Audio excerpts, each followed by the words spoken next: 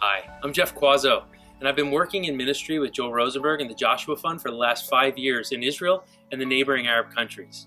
During my time of interacting with the body of believers in Israel, I became aware of a very real need among the Israeli believers who are in their early 20s.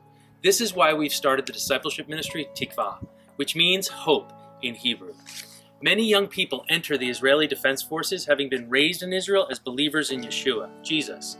Sadly, many can grow cold in their relationship with the Lord as they're out of fellowship while serving in the military. Many can also, sadly, fall prey to temptation in the army and fail in their walk with the Lord.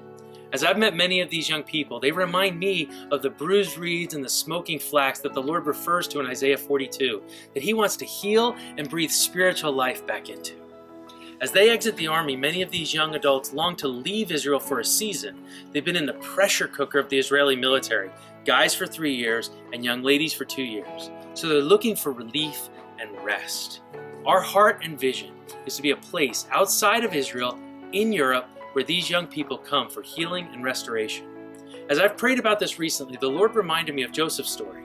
God specifically took Joseph outside of the land of what would become Israel to prepare a place for the brothers of Joseph, or the tribes of Israel, to be rescued and saved. That's why I believe the Lord has given us the vision and heart to provide a place for these Israelis to come outside the land. These young people need to know and experience that God's thoughts towards them are peace and not evil, to give them a future and a hope. As I've spoken to friends of mine who are youth workers and pastors in Israel, they unanimously agree that this is an area of great need. They also agree that bringing these kids outside of Israel for a season is very effective.